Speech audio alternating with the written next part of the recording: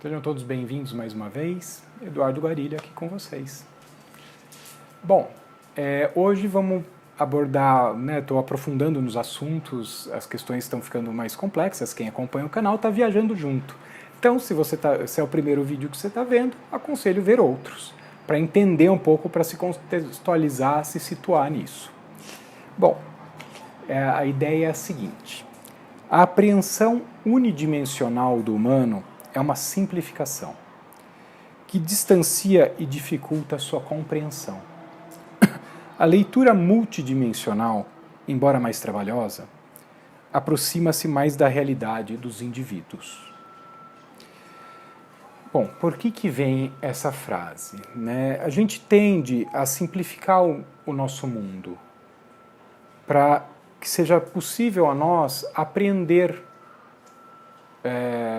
a realidade que vivemos e lidar com ela. E fazemos isso com as pessoas também, com tudo. A própria física é muito uma aproximação grosseira, muitas vezes, da realidade. Eu brinco, se você olhar a física, CNTP, condições normais de pressão e temperatura, também da química, quando que isso existe? Nunca, só dentro de um laboratório em espaço controlado. A vida real não é assim, a temperatura varia, a pressão varia, um monte de coisa acontece. E na física, eu brinco, o atrito, aquela história, num mundo sem atrito, tal, que mundo é esse, Isso não existe. O mundo real tem atrito, tem um monte de outras variáveis, um monte de condições, tem vento, tem, enfim, um monte de coisa.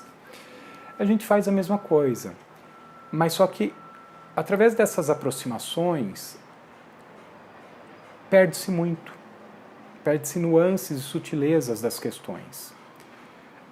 E às vezes, portanto, fica muito mais difícil acessar e avaliar coisas. Uma coisa que eu costumo dizer sobre o diagnóstico psiquiátrico, os quadros psiquiátricos, que são síndromes, que eles são aproximações grosseiras do humano e que não descrevem a complexidade de um humano. Ajudam, são úteis, sim, não tenho dúvida, não estou nem questionando, mas para ter uma abordagem, uma apropriação melhor, uma abordagem mais funda, um trabalho mais consistente, é necessário ir além disso.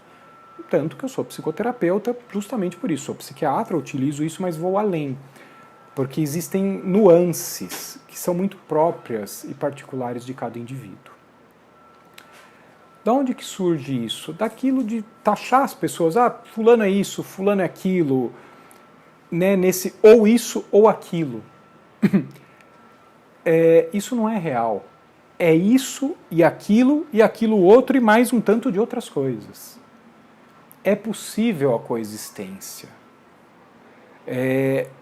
Muito disso é questionar as dualidades. Brincar, a moeda é cara ou coroa? Ela é ambos. Depende do lado que você olha.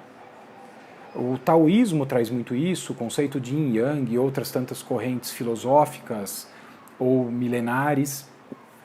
Esse aspecto da dualidade e que, na verdade, as coisas elas se dão num contínuo, que são extremos, que não são opostos, são variações, e muitas vezes é possível a coexistência.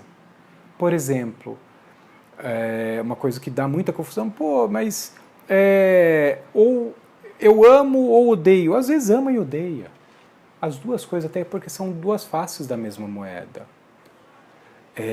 Depende de como se olha. Odeio aquilo, amo aquilo. Quando a pessoa faz aquilo, eu odeio. Quando a pessoa faz aquilo, eu amo.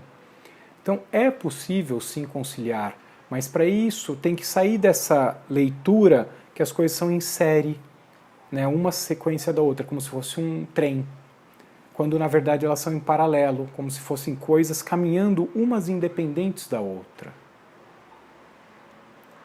E aí é possível ter uma apreensão muito mais ampla da complexidade que é um indivíduo humano. Ele pode ter coisas aqui, e coisas aqui, e coisas aqui, e coisas aqui, e uma não exclui a outra, elas podem ser concomitantes.